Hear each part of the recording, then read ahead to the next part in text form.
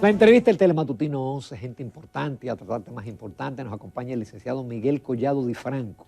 Él es vicepresidente ejecutivo del Centro Regional de Estrategias Económicas Sostenibles. Me lo aprendí ya por fin. ¿Crees? Buenos días, Miguel. Buenos días, Miguel. Gracias por aceptar nuestra invitación. Gracias por invitarme. Porque yo comentaba fuera de cámara que ya quedan pocos economistas independientes. Ayer yo tuve un economista de la Fuerza del Pueblo, mañana tengo a Juan Ariel Jiménez del PLD, pero obviamente un economista de un partido político tiene una visión cegada.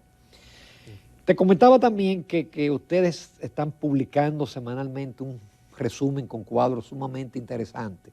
Y uno que me llamó la atención, porque yo soy de los que había dicho siempre que este era el país de más baja presión tributaria, que solamente Guatemala era menos que nosotros y que ese discurso. Sin embargo, tú presentaste unas gráficas y unas comparaciones donde necesariamente ustedes dicen que no tenemos una presión tan baja. ¿Y cómo es eso? Sí.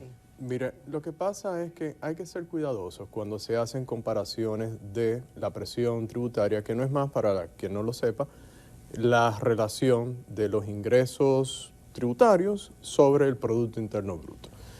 ¿Por qué digo que hay que ser cuidadosos? Por dos razones fundamentales. La primera, estamos haciendo comparaciones con países de unos ingresos per cápita muy superiores dentro de la muestra que usualmente se toma. Es decir, si tomamos en Latinoamérica a países como Chile, Argentina, Brasil, México, Uruguay, tienen una presión tributaria superior. Pero ¿qué pasa también en esos países, bueno, en algunos de esos países, en parte de algunos y en otros, aunque tal vez de un nivel más comparable con República Dominicana, que en las estadísticas internacionales que se usan, que son las de la OCDE, junto con la CEPAL, hacen un compendio que se publica anual desde hace muchos años y venimos estudiándolo. Ahí se incluye no solamente ingresos que provienen de los impuestos, que serían propiamente tributarios, sino ingresos de la seguridad social. ¿Qué sucede en República Dominicana? Mientras en esos países, en muchos de ellos, tienen o completamente o en parte un sistema colectivo, aquí en República Dominicana es individual. Pensemos en el sistema de pensiones, de capitalización individual. Lo que aporta el empleado y su empleador va a una cuenta aparte, no va al erario, no va a un fondo común. Entonces no se contabiliza dentro de los ingresos, en consecuencia no pasaría esa presión tributaria. Entonces hay que comparar impuestos con impuestos. Y eso es lo que venimos haciendo de hace años. Y es bueno que tú menciones el resumen, porque tal vez antes la gente no entraba a la página, no veía la publicación, pero ahora que le estamos enviando todos los viernes, sí tiene más difusión. Y lo que publicamos fue qué pasa, el mismo análisis de siempre, qué pasa si quitamos la parte de la seguridad social. Pero también royalties, ingresos mineros, en algunos países son muy importantes. También, por ejemplo. Y también aquí ya se están volviendo más importantes, pero tú puedes quitarlo.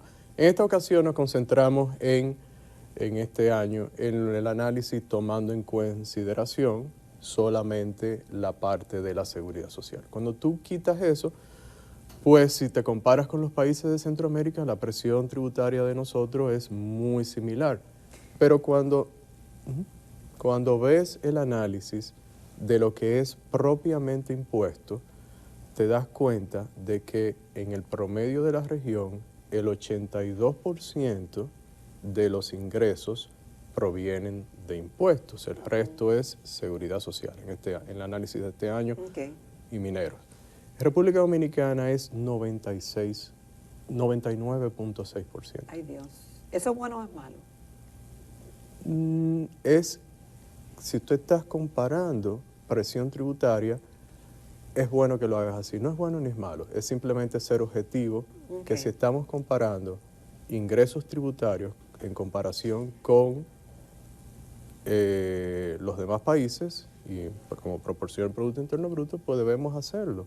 Ahora y limpiar la data de esa distorsión. Ok.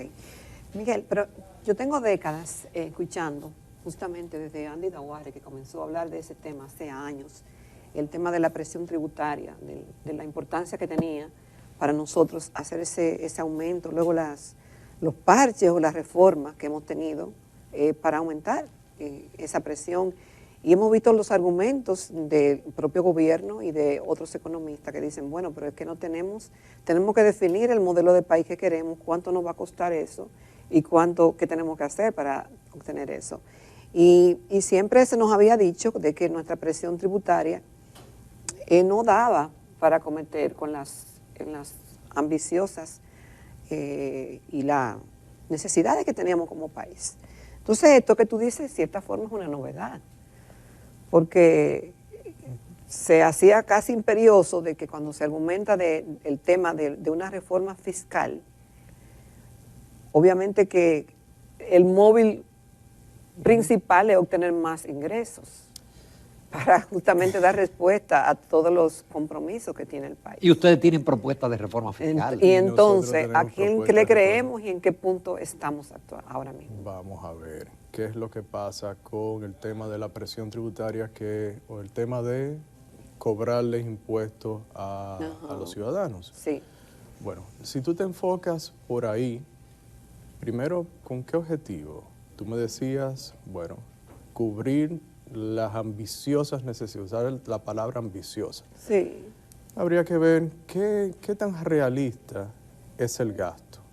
No en comparación con la presión tributaria, sino con la capacidad que tenemos los dominicanos Claro, de disponer por supuesto. de nuestros recursos para dárselo al erario, para que sea empleado por los políticos que vienen cada 4 años a implementar proyectos donde no necesariamente tenemos una visión de largo plazo con unas prioridades como tú estableces. Entonces, hay mucho de discrecionalidad, mucho de quien está en el momento para gastar este dinero. Entonces, la pregunta en realidad es, ¿vamos a estarle cayendo detrás, dicho comúnmente, al gasto público? Si tú miras la cifra de cómo ha crecido el Producto Interno Bruto versus el Estado medido por el gasto público, te sorprende porque es más de 3 veces. Ay, Dios. Entonces, el gasto, con relación a la economía como un todo, medida por el Producto Interno Bruto. Entonces, bueno, ok, vamos a sacrificar a la economía extrayéndole más recursos. Reitero, este es el país donde los recursos del Estado por impuestos son los mayores en toda Latinoamérica, por la que hablábamos anteriormente, 99.6%. Wow. Entonces vamos a seguir extrayendo para caerle atrás al gasto. Entonces pasa lo que sucedió, el mejor ejemplo fue la llamada reforma del 2012, que se empezó a implementar en el 2013, la ley 253-12. ¿Qué pasó ahí? Hubo una modificación grandísima en términos de tocar prácticamente todos los tributos, crear tributos nuevos, etcétera. ¿Y qué sucedió? La presión tributaria se incrementó y luego al segundo o tercer año ya estaba al nivel del 2012. Entonces, el gasto siguió creciendo. Es difícil la situación que tenemos, de verdad. Ahora, si usted quiere aumentar la presión tributaria, si eso es su objetivo, entonces concéntrese en una reforma integral que no sea, la palabra que ustedes usaron, parches. Parche como decimos los dominicanos, parche como es correcto. ¿Y por qué lo digo? Bueno, ahora mismo estamos con un tema de una amnistía fiscal. Eso es un parche. Eso es un parche. O sea, eso es tratar de subsanar temas del sistema tributario haciendo una modificación para tratar de recaudar, según las autoridades, unos 10.000 millones. Injusto por demás, porque entonces castiga al que paga. Sí. Y premia al evasor. Estas amnistías solamente dentro de nuestra filosofía, como ya lo hemos puesto, solamente tendrían sentido si usted hace un cambio radical, Sí. integral del sistema tributario y dice, bueno, ok, vamos a empezar de este nuevo nivel y entonces en lo adelante, para que se incorporen más personas al sistema tributario, bueno, vamos a hacer la amnistía, pero con una justificación. El tema del adelanto de 25 mil millones de una parte de empresas, particularmente en este caso Bancario. intermediarios financieros, eso hasta cierto punto es un parche. No lo es en la legislación, pero lo es. Además, un parche que afecta al próximo gobierno, aunque sea este mismo. Pero, ¿y cómo se eso- interpreta eso, Miguel? Porque si estamos bien, y de ahí más adelante vamos a hablar de ese bienestar, ¿cómo es que necesitamos que nos paguen por adelantado? Bueno, hay un presupuesto complementario o una modificación del presupuesto. Digo presupuesto complementario porque así es como lo conocemos normalmente, donde se incrementaría el gasto. Y para no incrementar el endeudamiento, pues uno entiende que se desea obtener mayores ingresos. Y esa ha sido una vía que se ha tomado.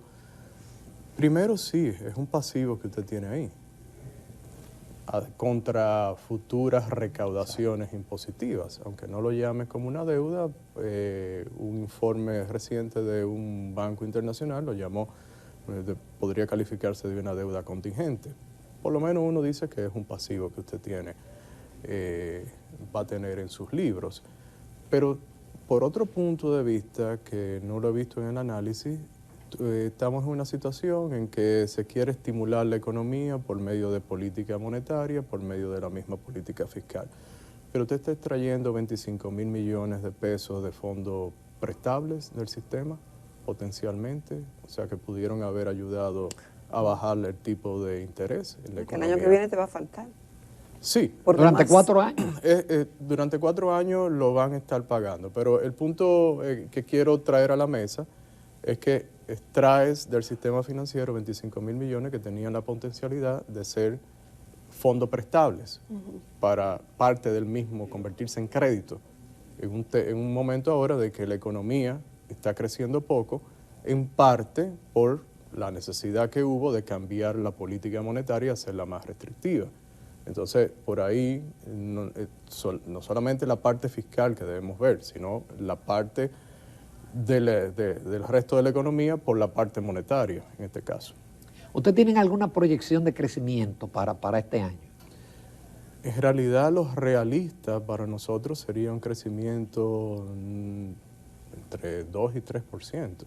Y Hay que ver cómo, pero eso es lo que uno entiende, y 3% es demasiado optimista, pienso yo. Pero una cosa es lo que uno entiende, cómo va a crecer la economía, y otras son las cifras oficiales que al fin y al cabo se publiquen. O sea, haciendo la distinción, podría haber una cifra oficial de 3 algo, tal vez, pero uno cree que en términos, siendo realista, realmente la economía no crecería muy poco por encima del 2%, si acaso. Nos vamos a una breve pausa, con tu permiso, Miguel Collado. ¿Cómo no? ¿Cómo no? Y luego seguimos porque tenemos todavía muchas preguntas para el vicepresidente ejecutivo de CRES.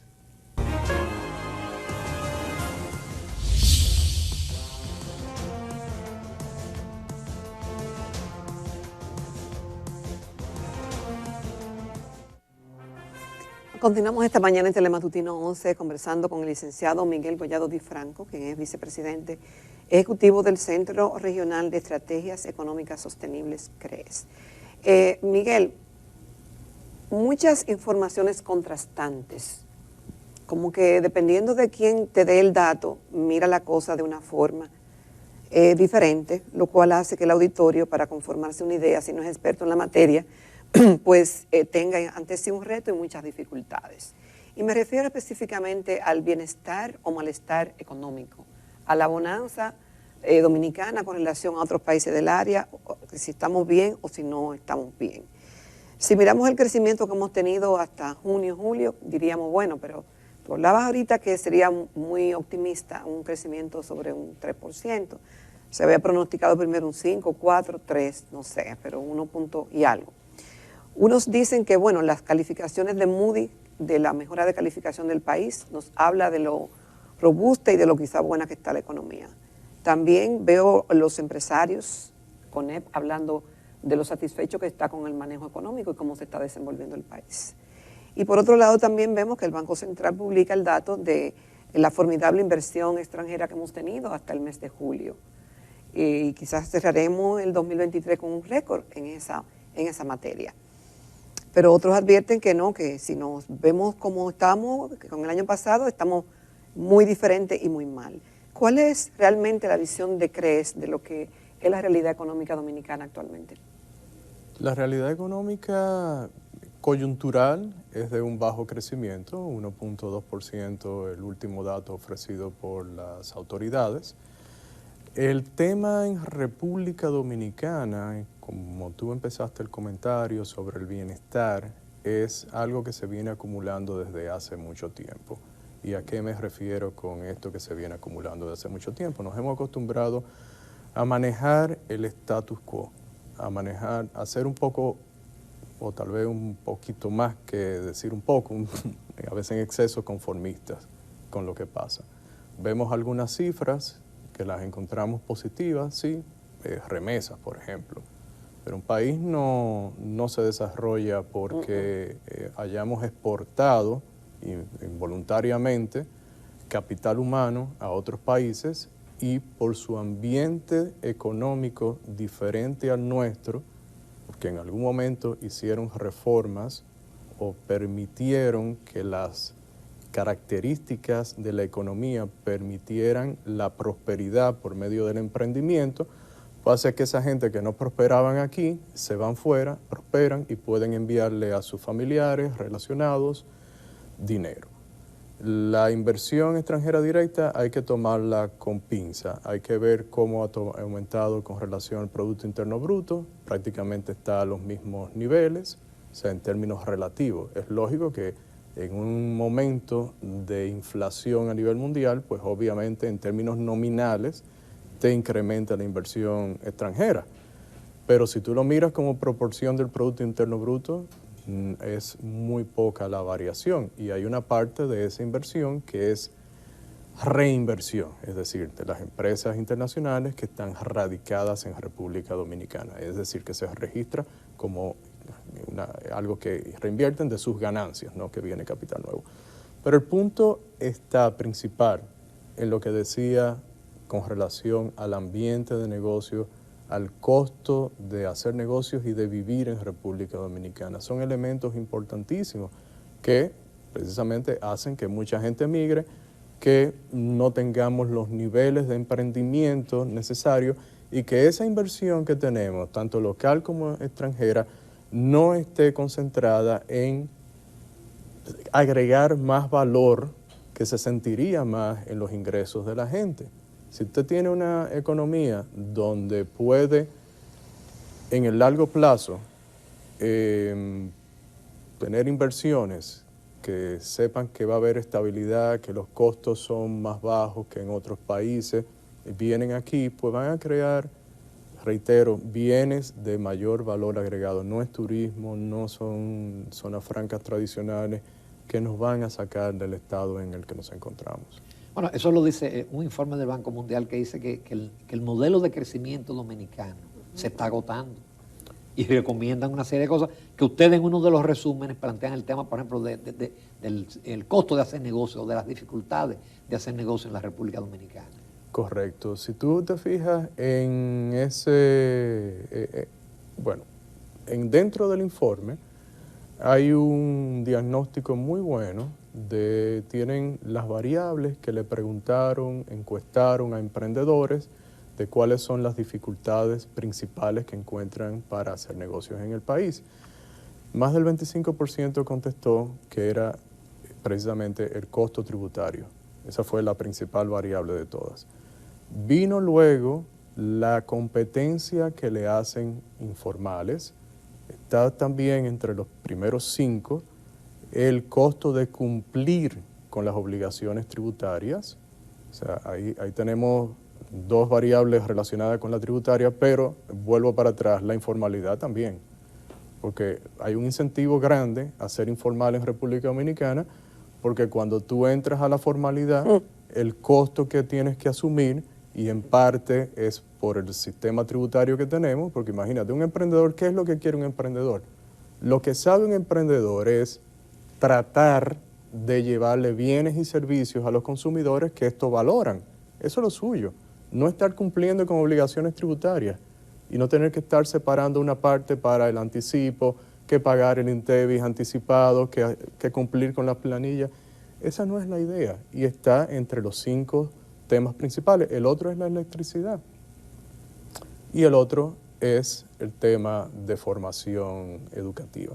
Entonces, ahí hay 3 relacionados con el tema impositivo. Informalidad, el costo mismo que ellos mencionaron, del pago de los impuestos, pero también el tener que hacer el cumplimiento de llenado y todo eso. Tienes el tema de la electricidad, que afecta a la parte fiscal por las grandes transferencias que se tienen que realizar. El año pasado más de casi 1.700 millones de dólares. Este año subiendo las materias primas energéticas y teniendo todavía niveles de pérdida cercanos al 39%, pues todavía vamos a tener un sistema energético en cuanto a la distribución, a la comercialización, demandando recursos del erario que no son más que impuestos o deuda. La deuda no es más que impuestos que se paguen en el futuro. Decía el ministro de Hacienda que la deuda no debe preocupar, sino ocupar. Es decir, que no debe de preocuparnos el nivel de deuda de la República Dominicana. Yo no creo que está incompleto, pensaría yo, el contexto de la declaración, porque sí, en realidad preocupa. El mismo día que salió el informe de Moody's, días pasados, hubo uno del Bank of America, una evaluación de la República Dominicana, y una de sus conclusiones fue a subponderar o bajar la ponderación de la tenencia en los portafolios de títulos de deuda de República Dominicana. ¿Por qué? Porque todavía nosotros no lo vemos solamente por los niveles de deuda sobre el Producto Interno Bruto, sino lo vemos por el costo de los compromisos de pagar esa deuda, como por ejemplo los ingresos tributarios, la relación de los ingresos tributarios que se destinan al gasto en intereses. Entonces tiene una relación de gasto en intereses superior al 20%, 24, 25, presupuestada en 26 para este año, va a bajar, sí, al final. Es un tema... Si de cada peso que se recauda, más de 20 centavos Eso se va en interés. O de 100 pesos, porque ya como no manejamos centavos, de cada 100, 20, 25 van destinados al pago del interés. Eso es demasiado. Eso es ¿Cuánto mucho. es lo saludable? ¿Cuánto sería el porcentaje saludable? Bueno, si usted va al banco a pedir un préstamo y como individuo y ven que de sus ingresos usted solamente va a destinar el 25% para pagarles a Si la ellos, cuarta parte dice, no, espérate. Tú no calificas. No, lo van a pensar muchas veces antes de prestarle dinero. Entonces, claro, con los países es diferente, pero es una situación en realidad que debemos evitar. Entendemos que se hacen esfuerzos, entendemos desde el mismo ministerio, entendemos la parte de el manejo de la deuda, las negociaciones que se han hecho son positivas. El hecho de que ya tengamos una regla fiscal a través de una ley de responsabilidad fiscal es un avance, no es lo óptimo. No se parece a la propuesta que, por ejemplo, hizo el CRES en un momento, que fue introducida al Congreso en el 2013 por 5 diputados de los principales, entre ellos de los principales partidos mayoritarios que estaban en ese momento. Reitero, es un paso positivo, pero todavía nos falta y tenemos que ocuparnos, sí, del tema de la deuda. Miguel, rápidamente en 2 minutos, porque veo aquí en el periódico Hoy, la Reserva Federal publica las minutas de sus reuniones. Sí. Cada mes. Y dice que la mayoría de los participantes continuaron viendo riesgos significativos al alza para la inflación, lo que podría requerir un mayor endurecimiento de la política monetaria. Y la inflación que estaba en 3 subió a 3.2 y parecería que ellos van a seguir apretando la política monetaria porque dicen que todavía es alto el riesgo de la inflación. Sí. Y aquí damos por un hecho que ya la inflación se controló. Localmente, de acuerdo a las cifras oficiales, ha venido bajando. El último tramo podría ser más difícil, el último tramo de ir reduciendo la inflación a los niveles de la meta, tanto en Estados Unidos como aquí localmente. ¿A qué me refiero con eso? Que el incremento del último mes aquí fue importante en relación a cómo venían bajando en meses anteriores. Lo único que, comparado con hace un año, bueno, pues permitió que se bajara de 4 a 3.95. En Estados Unidos, la Fed está en un nivel de ver, esperar, a ver qué decisión toma. Obviamente están los riesgos, podría incrementarse la tasa de política monetaria, tal vez no en la reunión de septiembre, tal vez en la de noviembre, y eso va a condicionar en parte las decisiones de política monetaria, en ese sentido de tasa de política monetaria que se toman en República Dominicana, y el tema cambiario, pienso también que sería... Que ha estado subiendo el tipo de cambio, sí, de manera... que uno lo esperaba a partir de la liberalización de esta liquidez que se hizo a principios de junio, que se empezó a hacer a partir de principios de junio. Era normal que uno esperara este deslizamiento del tipo de cambio y la reducción importante, prácticamente de un 8% de las reservas internacionales netas, en un momento de más de 1.300 millones de dólares. Entonces vamos a ver cómo evoluciona la economía de Estados Unidos en ese sentido, pero es probable tener por lo menos una subida más en este año. Miguel Collado de Franco, como siempre, muy agradecido de tu participación. Gracias Miguel, excelente. Trata temas que no se tratan en otros ambientes ni otros economistas los tratan. Muchísimas gracias. Gracias a usted, un placer. Gracias, Miguel. Un placer, de verdad. Nos vamos a comerciales, volvemos con la recta final del Telematutinos